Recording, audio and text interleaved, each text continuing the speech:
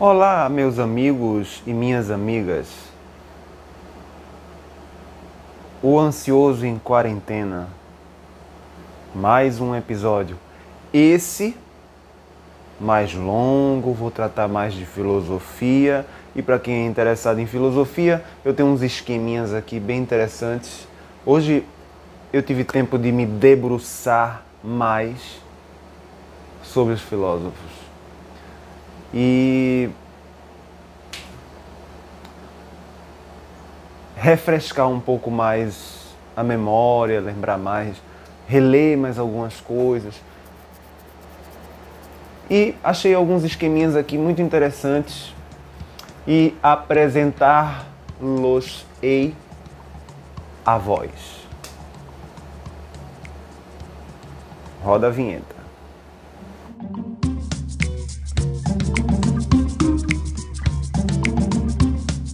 Hoje eu fiz aqui algumas anotações, porque minha pretensão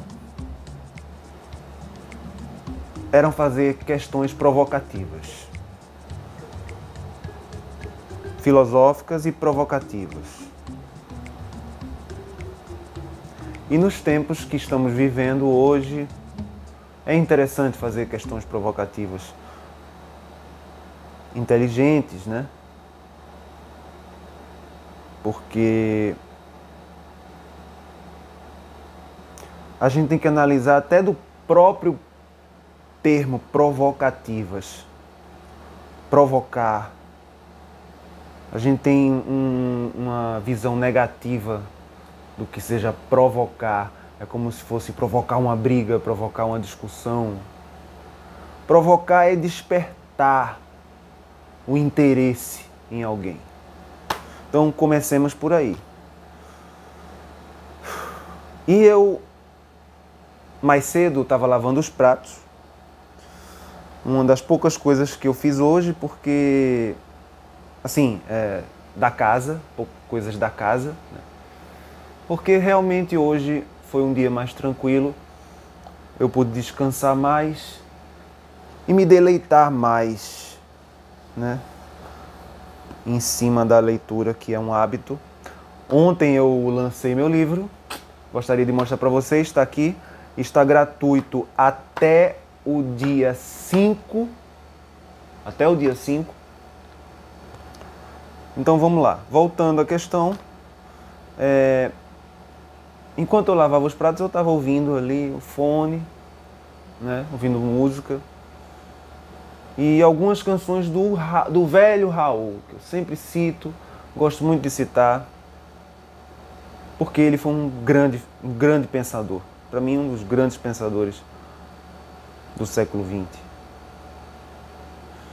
A gente tem uma tendência a se apegar muito aos escritores, né? A quem escreveu, né? Em quem estudou filosofia, ou quem se formou em algo, ou quem é doutor, tem doutorado e tal. Eu não classifico o pensador dessa forma. Para mim, isso vai muito mais além dessas categorias acadêmicas. Senão eu não estaria aqui tentando filosofar, né? Eu ia estar fazendo outra coisa. Ia estar desesperado, porque, pô, se o cara precisa de uma formação acadêmica para poder filosofar, o cara... E antes disso não pode, né? É uma infelicidade até você atingir algo. Por isso eu questiono a educação vertical, linear. Já parou para pensar que se a educação fosse completamente vertical, nós até hoje seríamos como os primatas? Porque a educação dos primatas é vertical. Os mais velhos ensinam os mais novos a quebrar pedras e aí a usar pedras como ferramenta para quebrar nozes ou quebrar os alimentos e tal, e vai passando. Eles revolucionam seus sistemas também, mas isso leva milhares ou milhões de anos. Não é como nós, que da noite para o dia revolucionamos algum sistema e criamos novas ideias.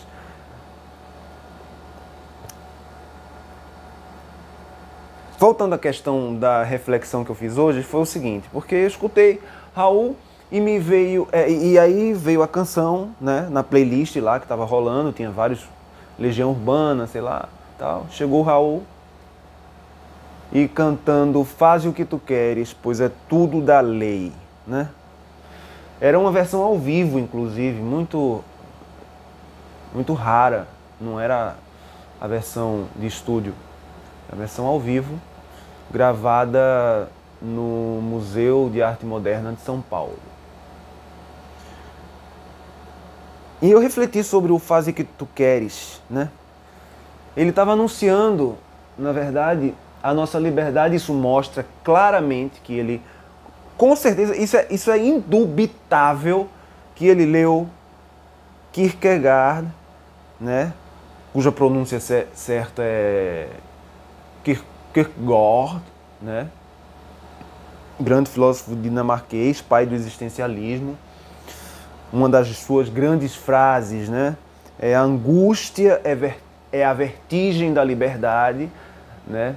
E uma das suas grandes obras, né? Temor e Tremor, Conceito de Angústia. Com certeza ele deve ter lido. São obras pouco lidas, na verdade, porque dentre os filósofos, principalmente, e até já vi aulas inteiras, né, de filósofos conhecidos,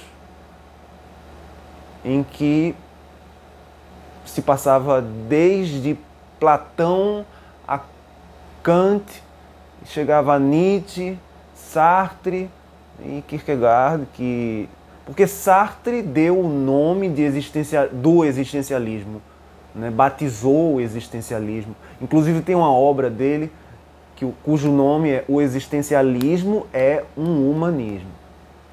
E aí é uma obra que trata, enfim, da visão humanista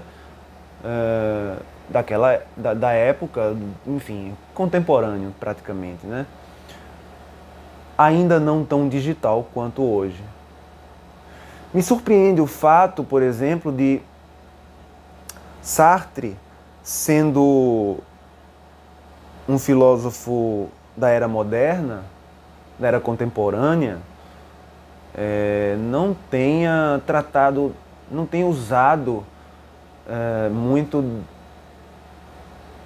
dos fenômenos mais profundos que já se conhecia, né? Da mecânica quântica, etc. Não ter se aprofundado mais na fenomenologia da existência, porque já que ele tratou de existencialismo, do ser e do nada, eu não sei por que ele não se aprofundou. Talvez porque naquela época ainda não se desse tanta importância a isso, né? Acho que isso é mais recente. Raul tratou. E Kierkegaard também, embora Kierkegaard é o pai do existencialismo, mas ele não se autodenominou existencialista porque não havia essa expressão.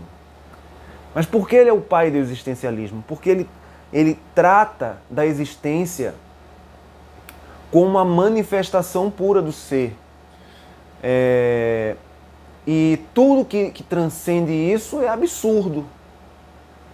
Inclusive, assim, ele é tido como um filósofo cristão, né? Ele foi criado no meio cristão, enfim, tudo aquilo, né?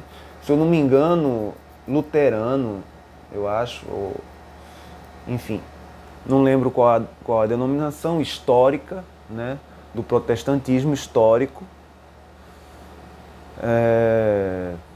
Não sei se de linha calvinista ou de linha luterana, mas enfim, é muito parecido em modos gerais.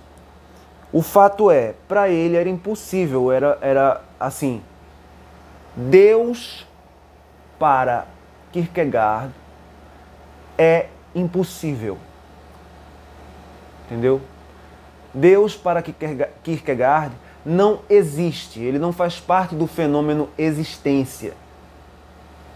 se é que você me entende, que há uma diferença clássica entre ser e existência. Isso vem de muito antes de Kierkegaard. Só que Kierkegaard vai muito fundo nisso. Ele diz que o ser que consideramos ser, ou seja, que está na eternidade, enquanto a existência está na temporalidade, né? Isso falando, remetendo a Aristóteles. Ele vai muito mais fundo que isso, ele mergulha no nada. E ele afirma que Deus é absurdo. E discutir Deus é discutir uma coisa indiscutível. Porque não pode ser transmitido por palavras, porque não faz parte do mundo da existência, das coisas manifestas. Então não é possível tratar, né? É possível tratar apenas dos valores existenciais inerentes a essa busca e a esse encontro. E ele acreditava nesse encontro, embora, para ele fé é uma coisa difícil. Mas você descobre a fé mediante esse mergulho no absurdo. Porque se a gente fizer uma engenharia reversa, a gente vai olhar que o que é que tem lógica? O que é que essa câmera tem lógica? Qual é a lógica dessa câmera? Inclusive, até se a gente voltar mais atrás, a gente chega em Berkeley, que tratava tudo como uma ideia, né? Ou seja, nada é real, só o que é percebido. Então ele já vinha... Hoje, a experiência do gato de Schrödinger é mais ou menos isso, né? A física quântica trata disso e afirma que as coisas só existem a partir do momento que são percebidas. E Berkeley disse isso no século XVIII. Então, o cara estava muito à frente dos físicos da época, né? Cuja mecânica newtoniana era o que imperava, o modelo newtoniano. Mas voltando a Raul Seixas, né, como eu estava falando, por que eu fiz essa comparação dele com Kierkegaard? Porque eu tenho certeza que ele leu Kierkegaard. Ele diz, faze o que tu queres, pois é tudo da lei. De que lei ele está falando? Ele não está falando de lei de Deus, ele não está falando de lei do diabo, embora ele diga eu sou o diabo, porque na verdade ele não culpa ninguém, ele não tem ninguém para culpar. Você precisa de um terceiro para você transferir a culpa. Você já percebeu que assim é natural a gente não querer ser o culpado, o primeiro a assumir nossa limitação, nossa deficiência, e todo erro que a gente comete, a gente transfere para alguém, e se não é um alguém físico, é o diabo, é um ser espiritual, é um espírito obsessor, enfim, seja lá o que for. Agora, admitir a culpa, a responsabilidade e dizer, não, foi uma falha minha. Por quê? Não sei, foi um processo cerebral, eu não sei explicar, eu errei. Então eu não transfiro para ninguém, eu digo, eu até transfiro, porque eu transfiro para o desconhecido. Mas não é muito melhor transferir para o desconhecido que está em si mesmo, ou seja, na sua própria experiência de ser e de existir no mundo, do que você transferir a um terceiro que você sabe que não foi? Porque assim, por exemplo, eu estou falando aqui um monte de coisa, eu sei o que eu estou falando, eu estou consciente do que eu estou falando. E se eu errar, e se eu falar besteira, eu não posso terceirizar essa besteira. Eu não posso dizer, porra, foi um processo, foi um espírito obsessor que espírito obsessor? Ah, foi fulano, foi Beltrano. Bem, eu posso culpar qualquer pessoa. Agora, no fim das contas, eu sempre vou estar transferindo isso. Isso até tem um nome, escapismo. Ou seja, eu vou estar agindo como qualquer mamífero que quer fugir do perigo, da responsabilidade. Então sempre terceiriza a responsabilidade. Foi culpa da minha educação, foi culpa do meu pai. Até Pais e Filhos, aquela música de Legião Urbana, trata disso, né? Aí quando a gente é filho, quando a gente é pai, eu não sou pai, mas eu tive uma cachorrinha que, enfim, claro que é muito diferente, eu não sou de humanizar animais, eu acho que cada um em sua categoria, mas você cria um amor e você sabe da responsabilidade. E você sofre quando ela morre, né? Eu passei por um sofrimento e tal, e você depois aprende com isso. Enfim, mas já faz tempo, então você tem que sublimar isso, né? Transformar isso, dar um símbolo a isso. A gente não sabe, nós humanos que criamos o conceito de morte, já percebeu? Só porque a gente sabe que viu o outro ser um terceiro que não se mexe mais. E depois vai se misturando com a terra e tal. Aí a gente pressupõe que seja o vazio. Mas é pura pressuposição. Porque os outros bichos também olham os seus parceiros não se mexerem. Mas eles não pensam, vai acontecer comigo? Eles não questionam, eles seguem em frente. A gente teve essa capacidade de questionar. Eu não sei se isso é valioso, é legal, é bom ou é negativo. Tem os dois aspectos. Agora, atribuir isso a vou para o céu, em cima, um paraíso, né? Ou para o inferno, e pior, atribuir ao outro o inferno e a si mesmo o paraíso, né? Porque é uma pesquisa muito interessante no Brasil, em que aproximadamente 97% dos brasileiros acham que são merecedores do céu, incluindo prisioneiros e políticos. 97%. Você está nesses 97%? Veja, eu estou falando agora em meritocracia. Merecedores. Né? E aí vamos partir para o Evangelho. É muito interessante partir para o Evangelho aqui. Deixa eu dar uma pausa porque ficou lá, peraí. Tava lá na sala. Eu não gosto muito dessa versão, mas como eu não estou com a outra, né? Porque eu não estou com nenhum outro aparelho onde eu tenho a outra. E esse eu não posso usar porque eu estou gravando. Mas é suficiente. Porque eu estou falando aqui em meritocracia, né? Então, assim, vamos tratar de mérito. O que seria mérito? E depois eu vou desenvolver um raciocínio em cima disso que eu vou ler aqui. Eu creio que a maioria dos que estão me vendo são cristãos. Deve ter ateus, deve ter espíritas, deve ter gente de religiões afro-brasileiras, enfim, de matriz africana, enfim. Mas o fato a maioria é cristão, inclusive esses. Inclusive os budistas, muitos são cristãos. Enfim, o Brasil é um país muito bem sincrético nesse sentido. Mas eu acho que a maioria não seja descrente completamente. Assim. Os que são, de qualquer forma, serve, porque fala sobre mérito. Então, serve também como provocação, né?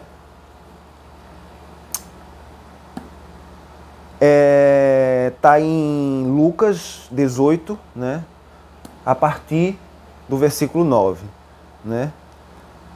Jesus disse ainda esta parábola a respeito de alguns que se vangloriavam como se fossem justos e desprezavam os outros. E a parábola é essa, né? Subiram 2 homens ao templo para orar. Um era fariseu, o outro publicano. Publicano era puto. Publicano era quem cobrava imposto e era mal visto, e era gente escrota, gente que era, enfim. E além de cobrar imposto indevido, eram as pessoas mais corruptas e tal, e viviam na putaria, literalmente. Assim. Era gente que hoje é considerado político, vamos dizer assim, a maioria, né? Subiram 2 homens ao templo para orar. Aliás, hoje em dia os sacerdotes estão piores do que os fariseus, porque estão se juntando com esses publicanos, né? Esses políticos e até laranjas. Enfim, a coisa está pior do que naquele tempo, mas tudo bem. subiram ao monte para orar. Um era fariseu, o outro publicano. O fariseu, em pé, orar. Veja, em pé. Olha a autoridade. Você não precisa nem falar do movimento do corpo, né? E tem até um livro, O Corpo Fala, bem interessante. Psicologia pura. Vê, o fariseu em pé orava no seu interior desta forma. Veja, no seu interior. Ele tinha uma noção, ele não era burro, né? Ele não ia apontar o dedo assim explicitamente. Então, no seu interior. E é mais perigoso no seu interior, porque no seu interior é onde você faz tudo o que você faz, né? Você só expressa o que está no seu interior. Porra! De onde mais você ia expressar, né? Então lá. Ele sabia disso, ele não era de... feito hoje, todo mundo fica, aleluia, irmão, gritando, né? Aquela coisa da boca para fora. Não, ele já era mais refinado. Fariseuzinho top de linha, né? Refinado. E ele dizia, né? Para dentro. Graças te dou, ó Deus, que não sou como os demais homens, ladrões, injustos e adúlteros, nem como o publicano que está ali. Né? Nem como o publicano que está ali. Eita, a letrinha pequena da gota. E a luz aqui tá. Peraí. Jejuo 2 vezes na semana e pago o dízimo. Isso até hoje, né? Pago o dízimo de todos os meus lucros. E aí vamos para o verso 13, né? O publicano, o puto, né? O puto, porém, mantendo-se à distância, não ousava sequer levantar os olhos ao céu, mas batia no peito. Batia no peito. Isso é sinal de humilhação, de dor, de sofrimento. E é um sofrimento interno. O cara pode ter feito a maior putaria ali na esquina, mas o cara tá sentindo, né? E batia no peito. E não ousava sequer olhar ao céu, mas batia no peito dizendo, ó Deus, tem piedade de mim, que sou pecador. Digo-vos, aí Jesus diz, né? Digo-vos, a vocês, fariseus, vocês, pastores, vocês que se arrogam o saber, né? Digo-vos, este, o puto, o publicano, este voltou para casa justificado e não o outro. Pois todo que se exaltar será humilhado e todo que se humilhar será exaltado. Aí não é para também a galera pegar o pé da letra, né? Negócios assim, porra, então vou sair me humilhando e tal, vou ficar... Não é assim, né? Não é isso não. Vamos lá, vamos continuar aqui, vamos sair do evangelho aqui, já foi. Próximo, voltando aqui pro esqueminha, lá, filosofia. Porra, quanto tempo? Tá. Ser meio longo mesmo, e a filosofia. Lembra do que eu falei? Pois é. Confessar. O diabo usa capote, é pop, é foca, é rock, diabo. Foi ele mesmo quem me deu. Aí depois vai. Lembra dessa música, Raul Seixas? O diabo é o pai do rock. Tan, tan. O diabo é o pai do rock. Tem uma hora que ele fala assim, existe 2 diabos, só que um parou na pista. Um deles é o do toque, o outro aquele do exorcista. Ele dividiu o diabo em 2. Veja que interessante. Ele dividiu no humano E aquele do exorcista, aquele que tem o tridente, aquele que é feio, aquele que é o de fora, aquele que é o que a pessoa culpa, aquele que você falou, foi o diabo, não fui eu não, eu tô limpo, mas eu fui amaldiçoado, foi um espírito mau que me possuiu. Desculpa, né?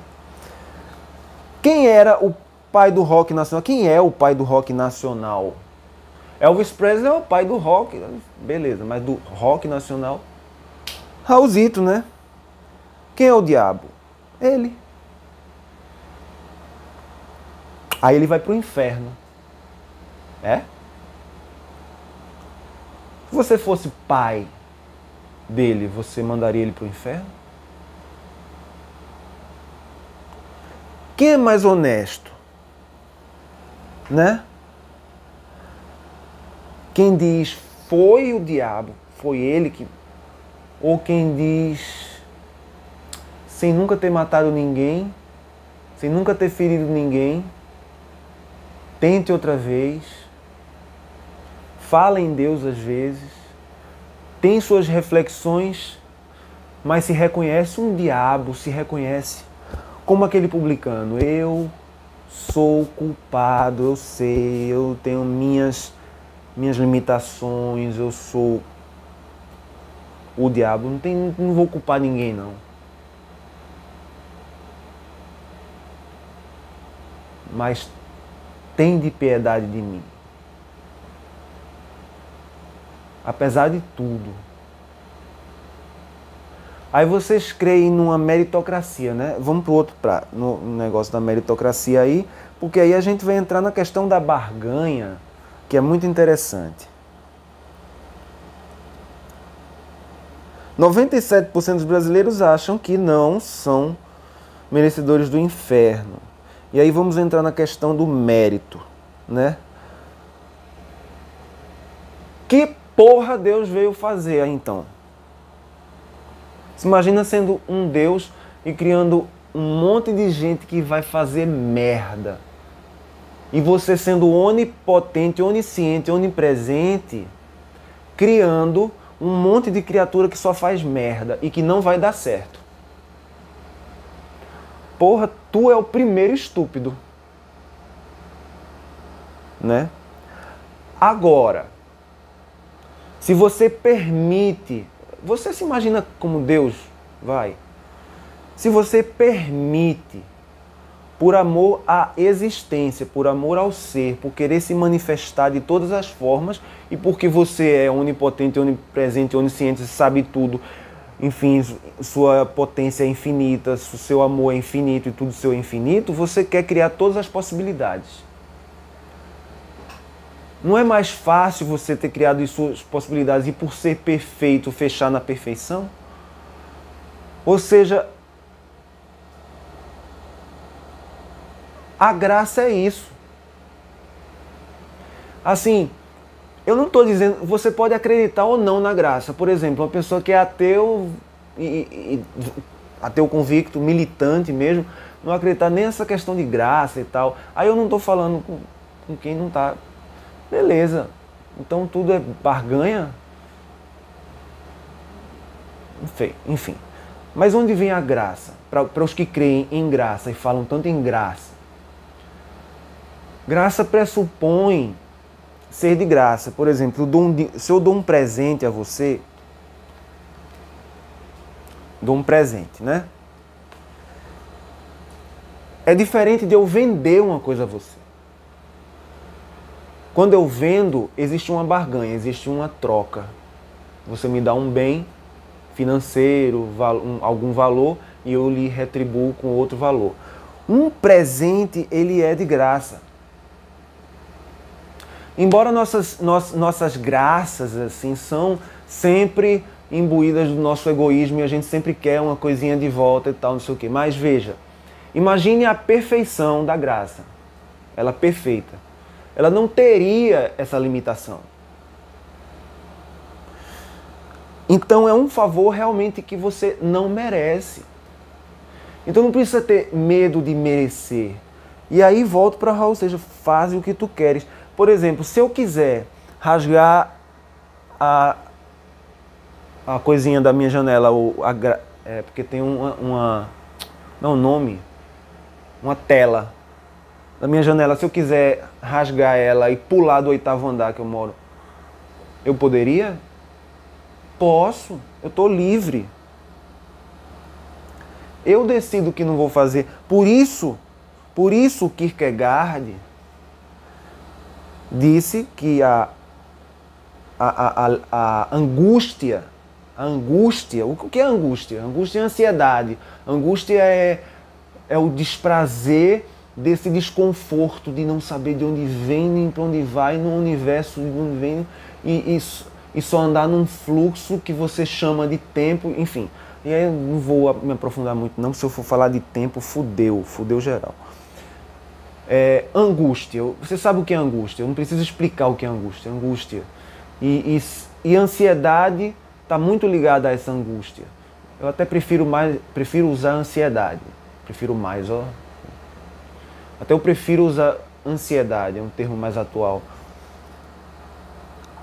Mas o termo usado por Kierkegaard é a angústia, né? A angústia é a vertigem da liberdade. Aí ele citou um exemplo de uma pessoa num penhasco.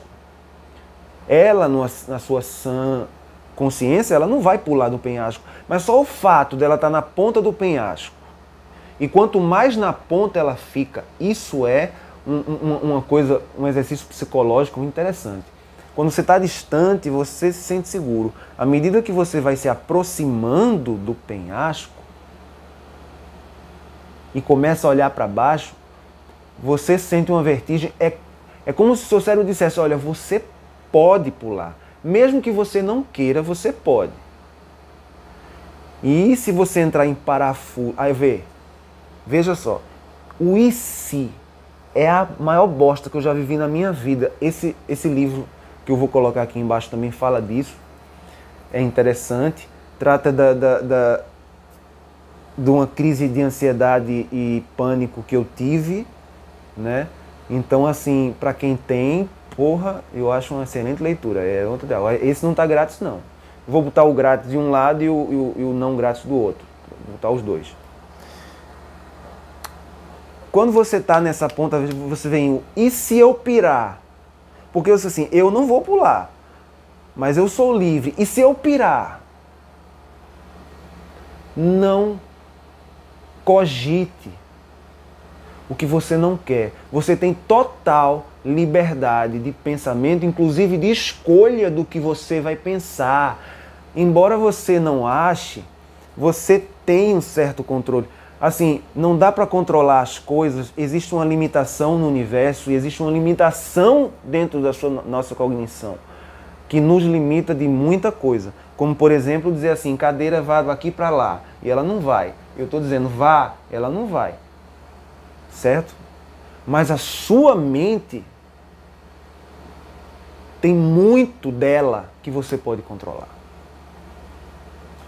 Inclusive o que você pensa. E isso é fantástico, quando você descobre que você pode escolher o que pensar.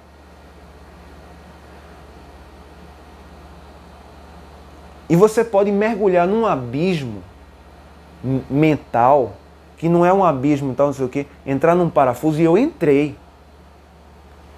Eu digo como alguém que já entrou nesse parafuso, embora não tivesse abismo nenhum, eu estava nesse mesmo quarto, estava aqui ó, nesse computador, aqui, e eu fiquei de cara para esse abismo. Eu entrei num processo de parafuso. Dizendo assim, eu posso pirar, eu enlouqueci, eu acho que ali eu pirei, enlouqueci em universos paralelos e tudo mais. Eu prefiro acreditar que a consciência segue o caminho certo e as outras vão para universos paralelos. Ou seja lá o que for, multiversos, camadas. Se a gente segue em frente, a gente vai sempre seguir em frente. E é subjetivo. Eu tenho o meu, você tem o seu. Você tem a sua subjetividade. E você creia na sua subjetividade. É aí que está a chave hermenêutica da questão. creia na sua subjetividade. Ela te conduz a um caminho daquilo que é bom e você sabe que é bom e verdadeiro. E não é, muitas vezes não é isso que a gente... então, peraí, eu estou pensando que é bom e verdadeiro matar fulano. Você não está pensando que é bom e verdadeiro, a não ser que você seja um psicopata. Você não está pensando que é bom e verdadeiro fazer aquilo que você sabe que é mal e você foi criado e cresceu e construiu e todo um construto mental de mal. Você não está pensando que isso é bom. Você está justificando que isso é bom.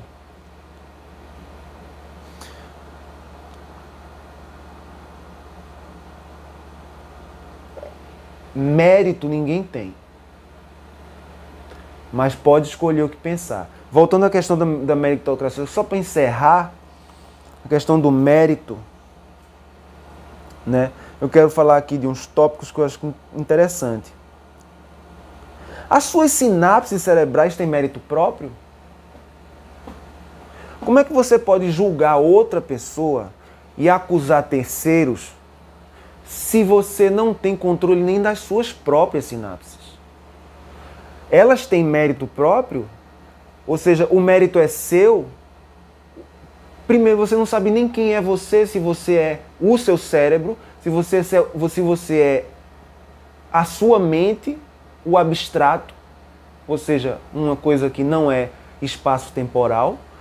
Você não sabe. Então como é que você pode saber do outro? Se você não sabe nem se o outro, aí remetendo ao próprio Berkeley, se o terceiro não é só um reflexo seu, que muito da física quântica hoje mostra na experiência. Eu vou comentar sobre isso depois de novo, eu já falei isso em vídeo, vou também colocar aqui, mas eu gosto muito de tratar desse tema, da função onda-partícula, porque eu pretendo explicar a função onda-partícula mesmo, né? A dualidade onda-partícula. Então existe uma onda, nós somos onda, nós vibramos em frequência. Nossa mente, ela é como se fosse uma estação de rádio. Ela sintoniza frequências. E a frequência que você se sente melhor é a frequência que você deve permanecer. E aí, é engraçado porque a palavra permanecer remete, né? Jesus falou, permanecer em mim e eu permanecerei em vós. Ajusta a sua frequência para aonde você se sente bem. E permaneça nessa frequência. Essa é a chave hermenêutica. Eu falei muito pouco aqui. Pode ser Buda, pode ser Jesus, pode ser qualquer um. Eu estou dizendo Jesus porque, assim, eu tenho usado essa frequência tem funcionado muito bem comigo. Mas eu uso outras frequências também e funcionam muito bem. O fato é, você se sente bem, você está equilibrado, você encontrou seu equilíbrio, seu eixo, tanto vertical quanto horizontal, porque isso é fantástico. Verticalidade e horizontalidade, elas têm uma ligação simbólica, arquetípica, simplesmente perfeita. Nós temos ambos em nós. Bem, eu acho que hoje o vídeo ficou longo demais, eu não vou me prolongar, mas consegui terminar o que eu estava querendo. Amanhã eu vou falar dos esquemas aqui. Esses esquemas, porque eu vou fazer um confronto entre Rousseau e Adam Smith. Galera que defende mais assim a economia liberal, né? Vai gostar muito de eu tratar de Adam Smith, até porque ele é um grande pensador. Mas eu vou confrontá-lo com Rousseau. E aí não terá vencedores nem perdedores, é apenas um confronto de ideias, né? E como é filosofia, vencedores e perdedores é uma questão subjetiva, você decidirá. Um beijo a todos, me prolonguei demais, mas espero que tenham gostado. Curtam, compartilhem, lembra de compartilhar, galera. assiste assim, gosta, curte, mas lembra de compartilhar. Se você achou interessante, compartilhe com seus amigos. Aproveite a promoção até dia 5. Até dia 5. Livro gratuito aqui do lado, aqui na tela. É isso aí, o programa hoje fica por aqui. Um beijão e falou!